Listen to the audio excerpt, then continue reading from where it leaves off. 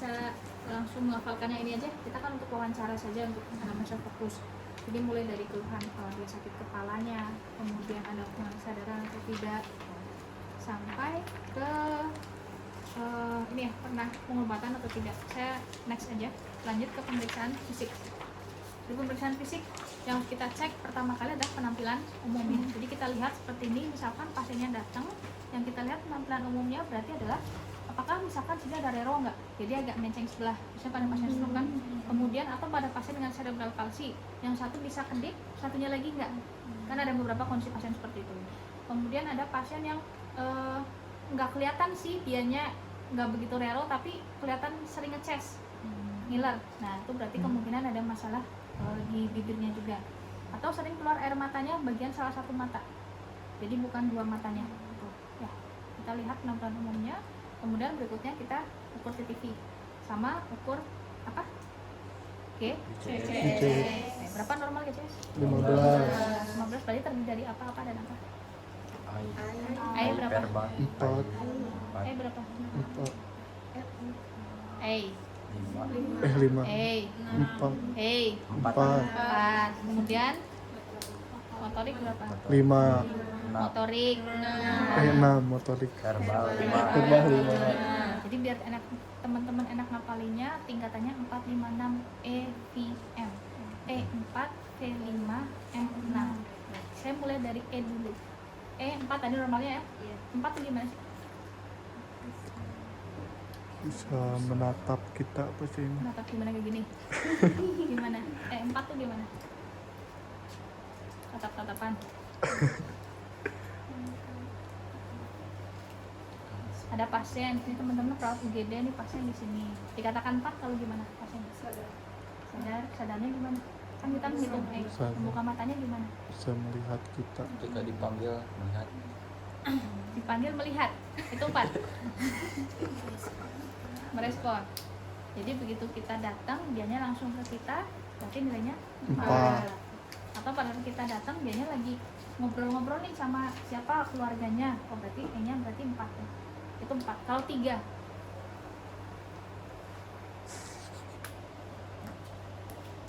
gimana? Kan 4 normal, kalau 3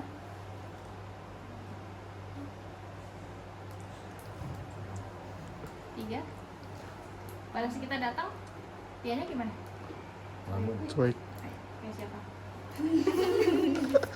Jadi 3 gimana? Pada saat kita datang, kemudian dianya tidak melihat ke kita, belum membuka mata, kita katakan 3. Kalau seperti itu, kemudian kita panggil ya, Pak, Bu, dia baru buka Mata. Berarti nilainya 3. 3. Nilainya 3 itu dengan rangsangan suara. Rangsangan suara. Kalau 2? Rangsangan yang kuat. Apa yang kuat? Rangsangan yang paling kuat. Ingat? Nah, bedanya sama ini apa? Pak, Bu. Itu 3 tadi dia buka mata. Kalau 2? Cubit. Betul, dengan rangsang nyeri. Rangsang Jadi nyeri. kalau kita panggil gini, Pak, Bu, bangun, dianya belum buka mata, langsung kita kasih rangsang Nyeri. Kasih rangsang nyerinya di mana? Tangannya. Sini. Teman-teman coba yang agak atas mata sedikit ya, itu kalian tekan aja. Agak nyeri nggak? Atau bagian sini? Bagian yang sini ya, itu kan sakit kan? Nah, cuma gini aja, tajam dikit aja itu udah sakit, apalagi pasien gitu. Jadi kalau dulu di sini, zaman dulu tuh, jadi di atas sternum ini bawah ya, kita itu memang bikin rangsang nyeri pada pasien di biasanya sih. Tapi sekarang sudah dihindari karena sini ada jantung, ada paru, ada payudara, bahaya gitu. Takutnya fraktur. Nah, jadi itu nilainya 2. Kalau 1?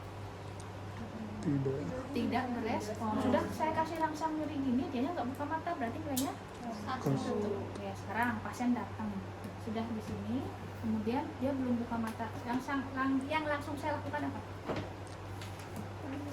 Hah? Panggil, betul. Pak, Bu, bangun, dia belum bangun. Berikutnya? Rangsang nyeri. Saya rangsang sini dia baru buka mata, nilainya berapa? 2. 2. Oke, berarti pasien nilainya 2. Sekarang masuk ke verbal yang 5 ya. Verbal nilainya 5. Normal 5. 5 tuh kayak apa? bisa menjawab gimana? Pertanyaan. Bisa nyambung.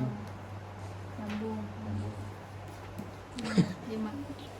5 itu adalah ketika kita tanya, Pak namanya siapa, atau Bu namanya siapa, nama saya Anggi gitu. Sekarang di mana Bu? Di rumah sakit, berarti itu nilainya 5. Sesuai, berupa kalimat dan terorientasi.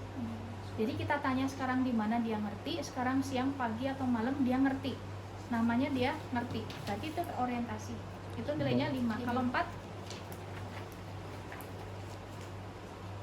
gimana? Kalau 5 kan kayak tadi, oh nama saya ini, sekarang lagi di UGD, ya berarti nilainya 5. Kalau 4?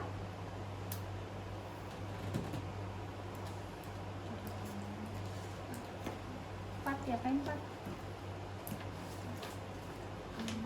4 kalau dia bisa bicara tapi bingung, ya, tidak nyambung. Pak, ini Bapak sekarang ada di mana? Oh, saya lagi di toko misalkan. Berarti nilainya 4. Jadi dia bisa bicara sebenarnya, tapi kognitifnya nggak susah. Kalau 3? 3? Enggak, tapi tidak jelas. Kayak siapa? 3 gimana? Berupa kata. Jadi tanya, Pak, namanya siapa? Ah, sakit. Nah, itu berarti 3. Kalau 2? Mengerang, jadi nggak jelas. Pak, ini di mana? Dan nilainya 2. Kalau 1? Tidak ada respon. Oke, pasien yang tadi sudah kita nilai E-nya berapa? 2. 2 ya. Oke. Kemudian saya mau ngecek verbal. Pak, ini sekarang di mana? Kemudian dia jawabannya adalah, aduh, berapa nih? 3. 3. Ya, berarti V-nya 3. Lanjut sekarang ke Motorik. Motorik berapa normalnya? 6. 6 tuh kayak apa? Bisa mengikuti perintah, Bisa mengikuti instruksi. begitu, betul, instruksi. Pak, coba gerakin kakinya.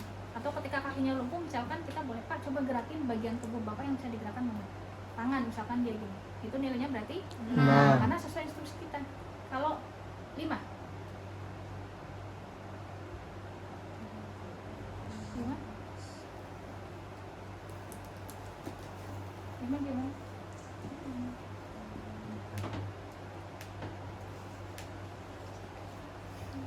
Ini berapa nih GCS-nya kalian? Nyambung semua di 6 tadi Pak, coba gerakin tangannya, dia gerak. Kalau 5, kalau mulai 5, 4, 3, 2, 1 kita langsung rangsang nyeri. Pak, gerakin tangannya, dia diem aja, nggak ngerti, nggak bisa gerak. Kemudian kita kasih rangsang nyeri. Boleh di sini, kalau ini boleh cubit. Kita cubit sini. Dikatakan 5 kalau apa? Misalkan saya cubit sini punya pasien. Katakan 5 kalau apa? Au. Itu kan verbal. Gerakan Menggerakkan tangannya. Menghindar. Menghindar. tangannya gimana? Kita melokalisir, namanya melokalisir berarti tahu, oh saya dicubit nih tangan ininya, maka tangan yang bagian sini pasien mau mengarah ke sini, walaupun tidak menjangkau sempurna gini, tapi ada kondisi dia akan ke sini, gitu ya. Oke, atau di bagian misalkan bagian telinganya kita cubit seperti ini, ada kondisi pasien tangannya posisinya dia mau ke mengarah ke telinga pasiennya, berarti nilainya 5. Nah, itu namanya melokalisir. Dia tahu lokasi nyerinya di mana. Kalau 4 gimana?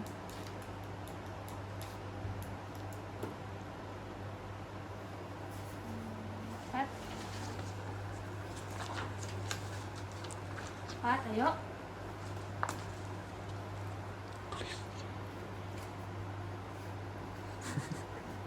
Tadi harus kasih rangsang kah? Nyeri. Oke, saya cubit dikatakan 4, kalau 5 kan dia mau ke sini ya. Ya. Atau neplak deh punya kita. Kalau 4 tidak respon, nilainya 1. Setiap EVM ada respon berarti 1. Menghindar. Ininya gini. Menghindar. Kalau yang dicubit sini berarti tangannya yang gini. Telinga yang cubit sini berarti dianya menghindar gini. Tapi tidak ada gerakan dari tangan gini. Ya. Itu nilainya 4. Kalau 3, Menghindar. kalau menghindar kan tadi gini. Kalau 4, 3 fleksi. Jadi kalau kita rangsang nyeri, dia ke arah kini, atau mau gini. Namanya fleksi kan empuk ya, fleksi seperti ini atau gini. Kita rangsang dimanapun, itu fleksi abnormal. Kalau 2, lawannya fleksi apa? Ekstensi. Jadi dianya gini atau gini. Itu 2. Kalau tidak berespon, 1. pasien yang tadi E-nya 2, V-nya berapa? Tadi 3 ya, berarti 5. Pak coba gerakin tangannya, dia nggak bisa. Kemudian saya kasih rangsang di bagian sininya, dianya gini. Berapa? 4. 4. Ini. Menghindar. 3. 3. 3. Berat bahannya. 3. 3. Berarti berapa GCS pasiennya tadi? 9. Nah, jadi tahu ya berapa. Saya dapat 15 dari mana?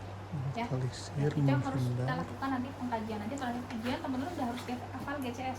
Karena belum tentu pasien nanti saya minta sadar. Bisa juga kamu nanti V-nya gini, M-nya gini, E-nya gini. Jadi biar teman-teman bisa tahu, oh GCS pasiennya segini Bu, gitu.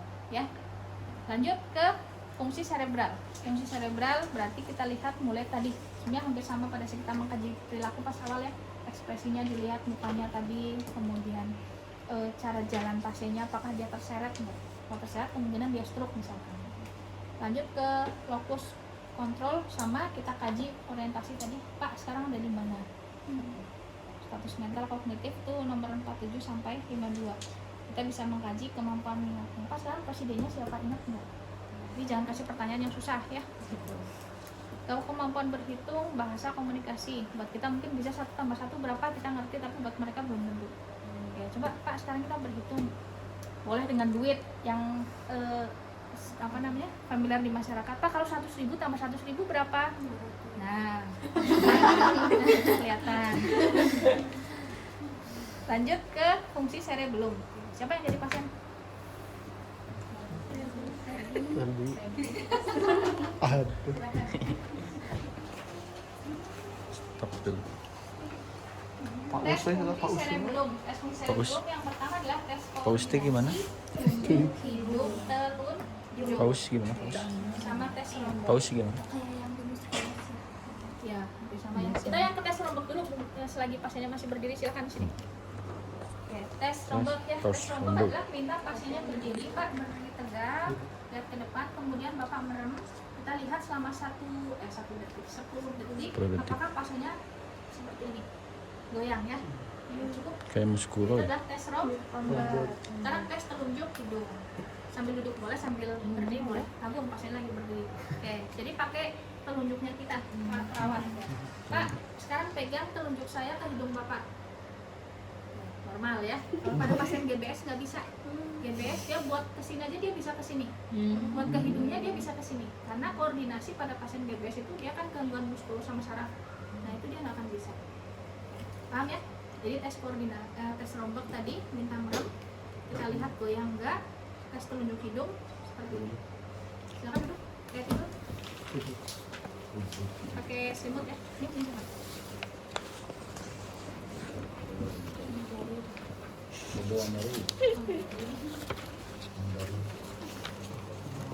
Berikutnya adalah kita akan mencek sambil duduk dulu aja. Kita akan mencek fungsi saraf kranial. Ada berapa saraf kranial? Ada 6. Tiap hari bikinnya skop saraf kranial, nggak tahu berapa saraf kranial.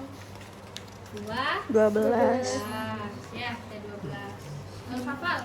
Olfactory, alpha V, A. Olfactory, N1. Kemudian harus punya jembatan ke G sendiri. Ini sering keluar di soal UKOM nih. Jadi kalian harus hafal. N1 tuh mengkaji apa sih? Kan melakukan kemarin di PBL pada saat ujian Memphis. Mengkaji apa? Olfactory. Berarti kayu. Ini masih baru banget ya. Belum dibuka. Penciuman. Jadi teman-teman kalian teman-teman harus tahu kemarin jenis pasien berarti saya mengkaji N1. Kalau saya melakukan ini ke pasien, kan gini kan kemarin N berapa? 2. N berapa? N2. 3 ya. Saya ulangi. Sekarang ke yang olfactory dulu, Pak. boleh minta pasien tutup salah satu lubangnya atau dua-duanya. Jangan dua-duanya. Maksudnya dua-duanya dibuka. Oke, Pak. Udah? Oke, kecium, Pak. Cium. Bawa apa, Pak? Kayak putih. Oke, lanjut ke N2, 3, 4, 6. Yang harus kita kaji pertama adalah mencek kemampuan penglihatan pasien. Tapi pastikan dia bisa baca. Jangan sampai punya pasien yang buta huruf, suruh kita baca, Pak ini kelihatan apa, dia nggak ngerti. Jadi boleh dengan name tag ya, misalkan ini name tagnya Pak, ini apa, silahkan dibaca atau Snellen chart, nanti pada tujuan pakai Snellen chart ya. Berikutnya yang kedua adalah kita mengkaji ini doll A. Maaf ya, saya pegang agak pantatnya agak kesini, banyak sedikit. Kanan ke depan. Maaf ya. Buka gini, arahkan. Ini serius beneran, melotot. Siap. Agak melotot. Ini. Kamu kepalanya lemas. Ke sini, arahkan ke saya dulu. Apa yang teman-teman lihat? Ini. Apa yang teman-teman lihat? Kan kita mengkaji mata nih. Ya, saya ulangi lagi. Mungkin saya agak kurang tinggi. Ini. Ke arah saya. Ke arah kita. Yang lurus. Cukup. Apa yang dirasakan? Dilihat sama teman-teman. Matanya ke atas. Matanya ikut ya, itu normal. Ada kalanya pasien yang double positif pada saat kita gini, dia pada saat kita kesini malah ketinggalan. Jadi kayak melirik pada saat kita kesini, dianya ketinggalan ke sini, gitu ya. Itu tes doll A. Pertama tadi cek apa kita? Pencium. Kita yang mata dulu aja. Oh, Mata pertama kita cek apa? Dengan Snellen chart. Kemudian yang kedua kita cek Doll A. Berikutnya adalah kita cek Lapang pandang. Pak, lihat bolpen ini. Nanti tangan saya masih kelihatan nggak ya? Kelihatan? kelihatan. Tidak. Sama ya, bagian sana, sini, atas, bawah. Berikutnya adalah cek Bola mata. bola. Ini apa ya? Ikutin. Ya, ini untuk tahu nih statusnya atau tidak. Berikutnya adalah cek kelopak mata. Jadi kelopak mata Pak, kelopak mata kita ada berapa? 2. Mana sama? Atas sama Atas kan? Merempat kan? Kita palpasi dulu. Berarti 2 kelopak mata kita palpasi. Ya, cara cek. Berikutnya adalah mencek. Ya, minta pasien Pak lihat ke depan selama 1 menit, ke bawah 1 menit, ke atas 1 menit. Jadi langsung aja nanti pada saat ujian gitu, Pak langsung ke atas, depan 1 menit, bawah atas 1 menit. Lanjut cek Bandingkan pupil. Agak keluar dikit ya. Nanti teman-teman lihat ya reaksinya. Kelihatan? Ada yang belum lihat? Yang mau lihat. Agak dipaksa melotot ya.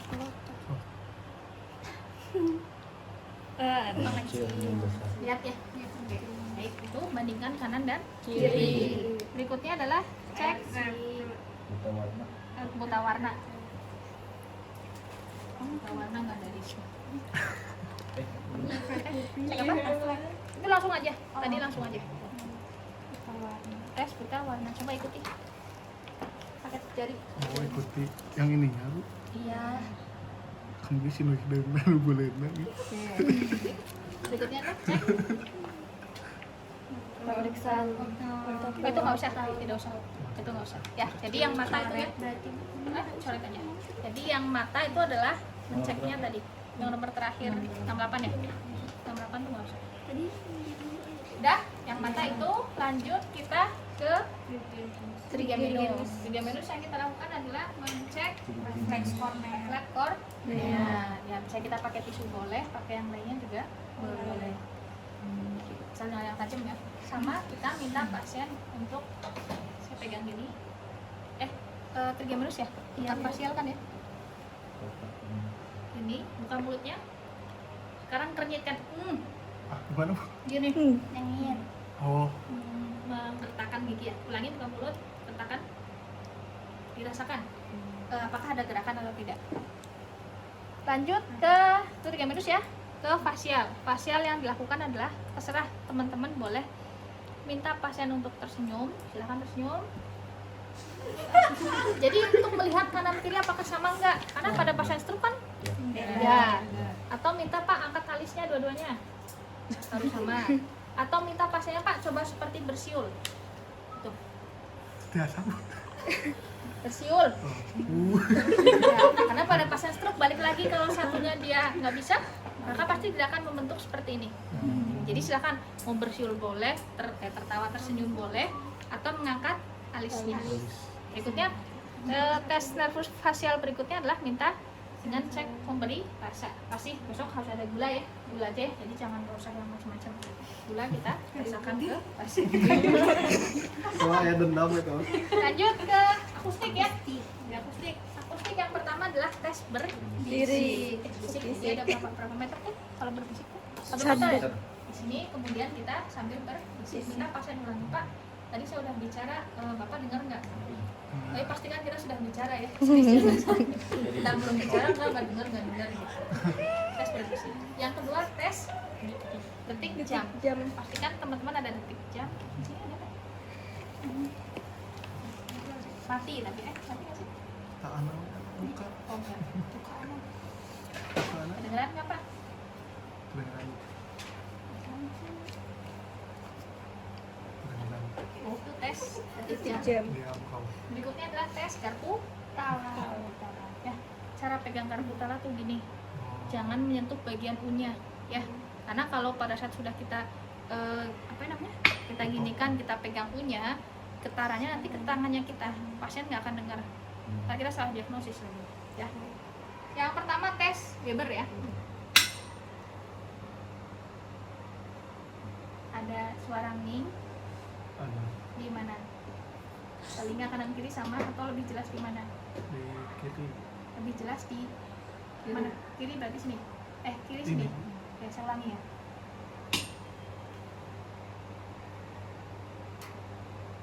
Matanya.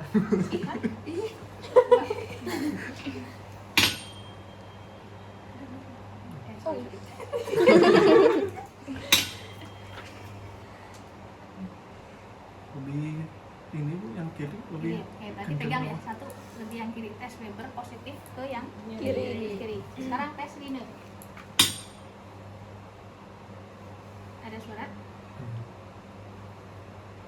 Ada Bu. Oke, sekarang gantian.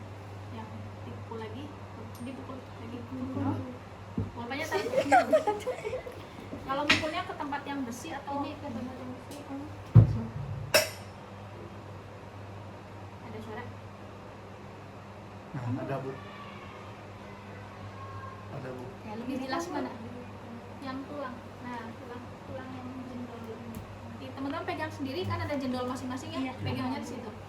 Ya, lebih jelas mana? Sama Bu. Sama.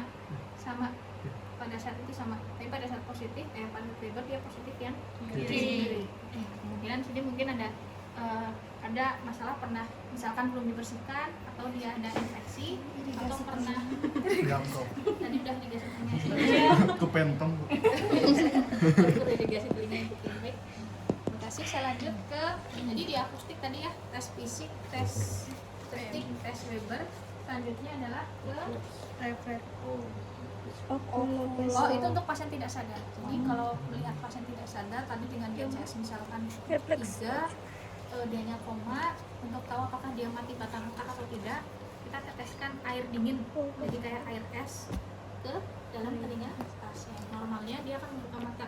Artinya kalau dia nggak ada mati batang otak, kemudian dia ada reaksi. Tapi kalau nggak ada, berarti dia ada mati batang otak. Mati batang otak itu sebenarnya mayat ya, cuman disupport sama alat. Lanjut, itu kalau itu nggak usah dilakukan. Ke membran timpani dengan otoskop kan? Otoskop. Otoskop. Tadi otoskop.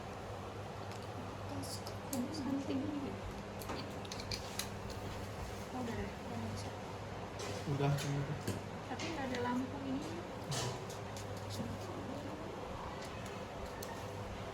Ini dari satu selesai? Nggak ada ya? Jadi yang otoskop sama yang oftalmoskop tidak usah. Ya, sama oftalmoskop tidak usah. Saya lanjut ke nervus 9. Nervus 9 tuh mulai dari nomor 80. Pusing ya. Ya, minta pasien, Pak, coba silakan batuk. Baik, menelan sambil kita pegang sininya. Menelan, Pak. Bapak, silakan bicara. Bicara DNLT. DNLT. Kemudian refleks muter kita bisa pakai tongkat ya, seperti itu. Kemudian dijulurkan lidahnya, Pak. Gerakkan atas kanan, samping kanan. Bawah. Ya, gerakin. Kalau mau kita contohin, Pak. Oh, di dalam. Oke, boleh. Ya. Berarti itu nervus 9 dan 10. 10. Lanjut ke nervus accessorius. Coba Pak, lehernya kayak gini. Satu lagi, bawah, atas. Berikutnya cek ini ya, accessorius. Tahan ya Pak ya. Saya kasih tahanan di bawah, Bapak lawan tahanan saya. Ya, itu nervus kranial. Dah, masuk ke refleks fisiologis. Refleks fisiologis ada apa aja? Boleh nggak ini agak sensasi? Bisa. Refleks fisiologis artinya refleks apa? Refleks ya? Ada fisiologis, patologis.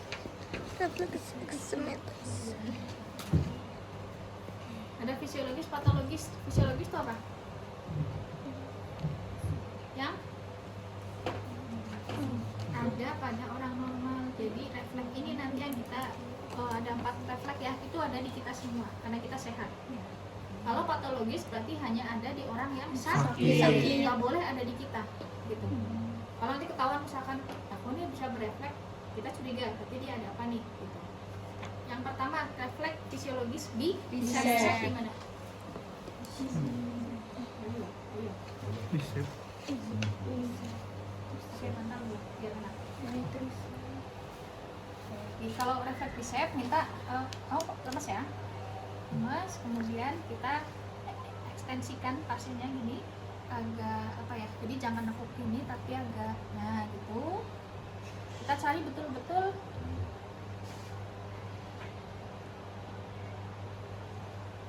Ada gerak? Gerak. Tadi mau gerak. Lemes aja. Tangan saya kecil, pasiennya gede ini. Lemes aja, lemes bapak, saya topang. Betul ada? Bohong.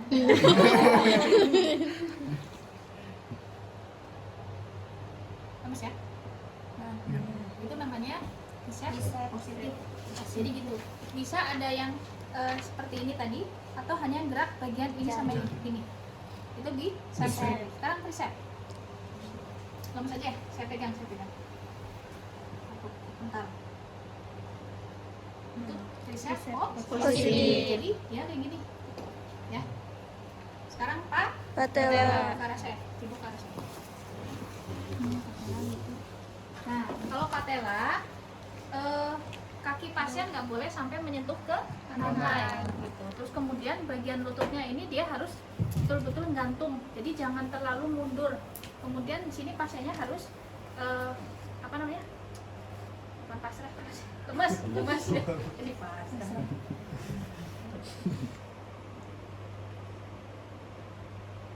Ya, itu patella kok positif. Sekarang asiles. Caranya asiles. Agak. Nah, cukup. Ya, mau usah terlalu nih. Asiles caranya adalah Pak lemes ya Pak ya. Ini saya pegang dan ininya memang lemes gantung. Ya, gitu. Lagi. Ada sebenarnya, tapi agak kecil. Jadi dia itu dikatakan asiles positif.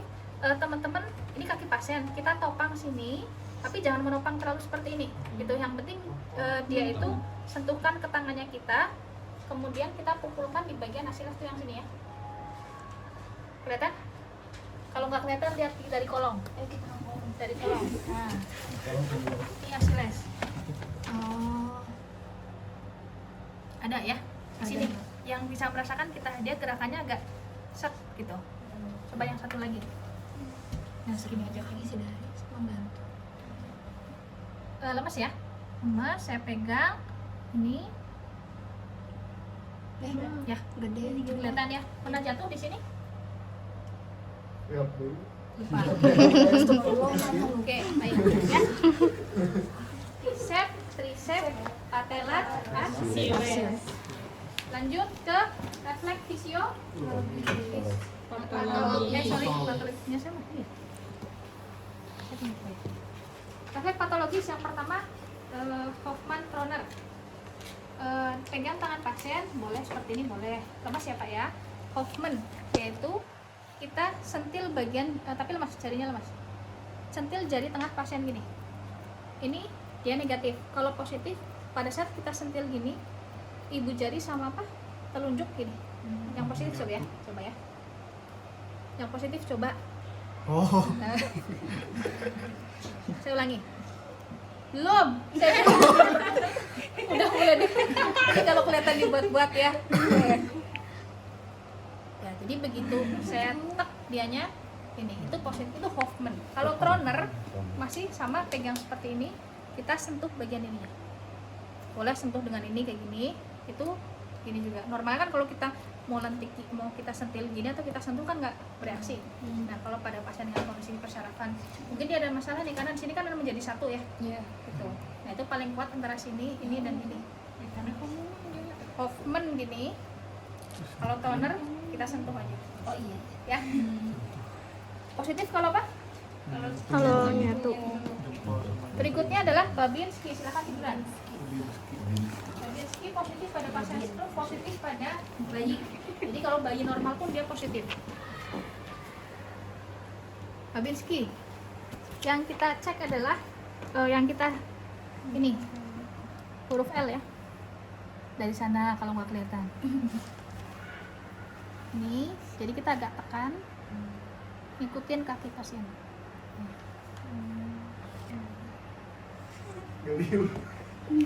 Diam dulu. Gini. Gini. Jadi ngikuti pola pasien gini, gini. Ini negatif. Artinya dia normal. Kalau positif pada saat kita sentuh gini kakinya gini. Ya. Itu Babinski positif. Berikutnya adalah sadok ya. Sadok hampir sama. Yang kita sentuhkan sininya. Bawah mata kaki. Gini. Jadi kayak huruf C gini. Nah, sama positifnya kalau dia kakinya meregang ya. Berikutnya adalah open hand. Ya, segini. Open hand harusnya kita ini agak dibuka sampai lutut, lalu kita mengurut gini. Positif kalau dianya gini. Nah, kalau kita kan diurut gini normal, nggak akan ada reaksi apapun. Gitu. Ini positif kalau dibersihin kukunya ya. Lanjut setelah open hand adalah gordon. Gordon kita pijet aja. Jadi kita pijet kakinya gini, dia akan nekuk kayak tadi gini. Kalau ini kan negatif ya, artinya berarti nggak ada reaksi apa-apa. Yang ini juga sama nih. Tapi kalau positif tadi dia menekuk. Tadi apa kalau kayak gini? Open hand. Kalau gini? Gordon. Kalau bagian sini? Sadok. Kalau bagian kaki? Babinski. Lanjut, berikutnya adalah scaver. Scaver, ini tendon Achillesnya kita pijit. Jadi cukup dipijit aja sih. Positif kalau sama kayak tadi. Nah, itu adalah scaver. Lanjut, rosolimo. Ingat aja, limo 5. Berarti jari 5 jarinya saya ketuk. Nih. Ya, rosolimo ini. Ini negatif. Dia nggak akan ada reaksi apa-apa. Dia akan dikatakan positif kalau pelantar jari-jari. Jadi, sorry. Dianya ke sini. Hampir sama ya. Ini apa namanya nih? Rosolimo. Berikutnya adalah rangsang meni. Ya. Kalau rangsang meninya kalau dulu saya ambil dulu bentar.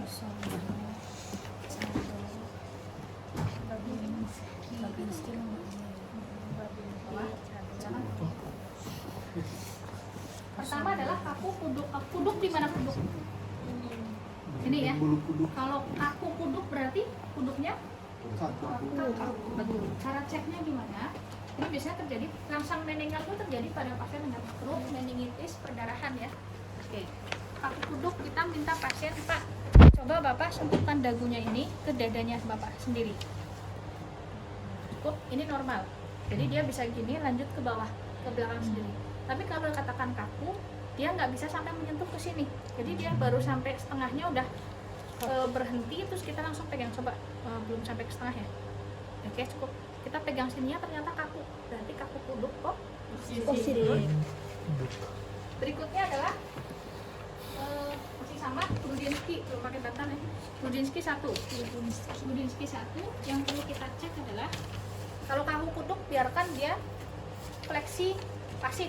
Jadi kalau saya bilang fleksi pasif, teman-teman harus paham. Fleksi nekuk pasif berarti pasien yang melakukan. Tapi kalau aktif berarti saya yang ini. Apa tadi namanya? Grudinsky 1. Kalau Grudinsky 1 hampir sama, kita sentuhkan gini. Lihat di lututnya ada nekuk nggak? Jadi gini, maaf, dua-duanya nggak nekuk, dua-duanya. Nah ini Grudinsky 1 positif. Nah normalnya kan bawah ya. Pada saat kita tekuk ini, tenang aja dipegang, jangan terlalu ini ya. Saya ulangi. Yuk. Oke. Normalnya tidak ya? Dikatakan positif kalau menekuk.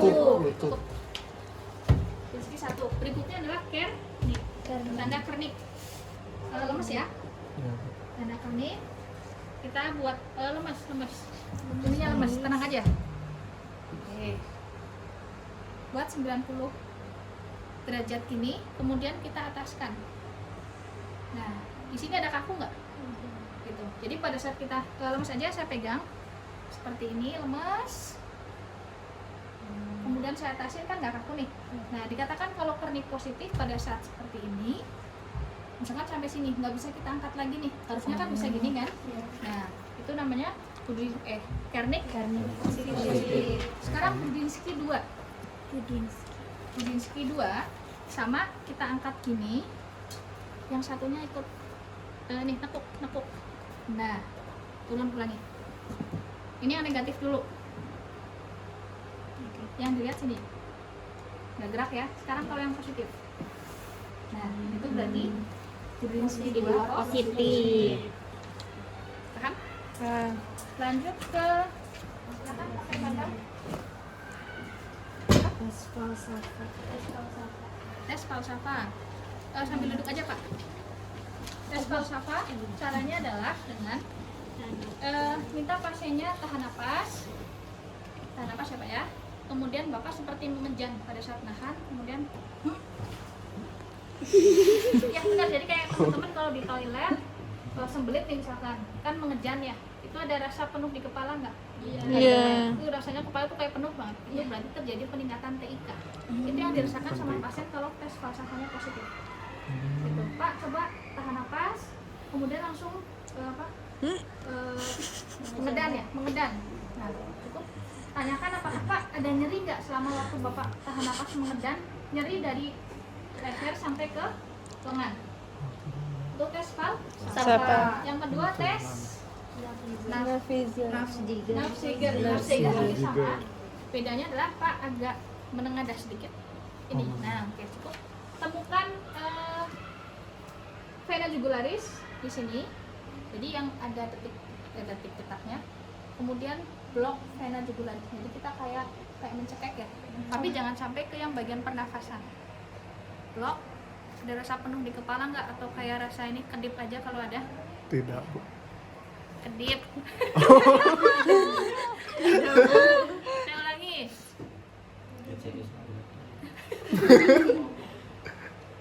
Oke, saya tekan terus.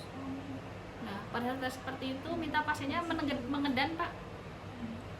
Cukup, lepas. Nah, sama kayak tadi.